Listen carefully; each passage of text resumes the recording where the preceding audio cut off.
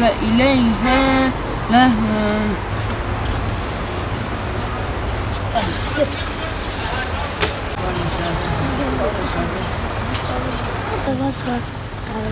Dolu.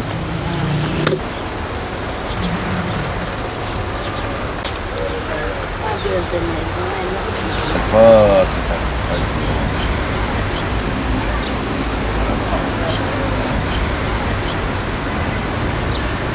Tüm Müslüman aleminin Kurban Bayramı'nı kutlarım. Bugün Arefe günüdür. Tüm ölmüşlerin de ruhuna Allah gani gani onların ölmüş insanların ruhunu şad eylesin, mekanları cennet eylesin. Biz de bugün de geldik, annemizi ziyaret ettik. Tüm ölmüşlerin üzerine de bir Fatiha'mızı da okuduk. Allah kabul etsin. Tüm ölmüşlerin mekanı cennet olsun. Tüm güzel insanlara da selam olsun. Allah iyileri iyiliklerle karşılaştırsın. Allah herkese uzun ömür versin. Ölenlere mekanını cennet eylesin. Hepimizin gideceği yer de burasıdır. Ve biz de bu günde eğer burayı bir mutlu etmişsek ne güzel bize. Evet, bugün Arefe günü. Bir yıldan beri buraya gelmiyoruz.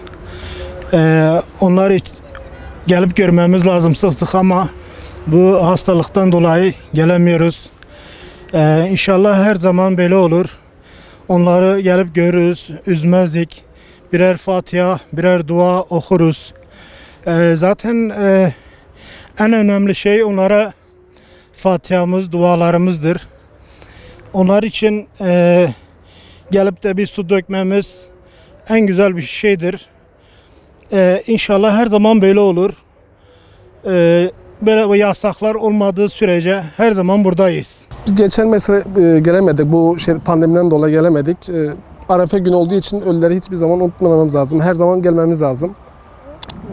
Bütün ölüler için, bütün Allah rahmet eylesin.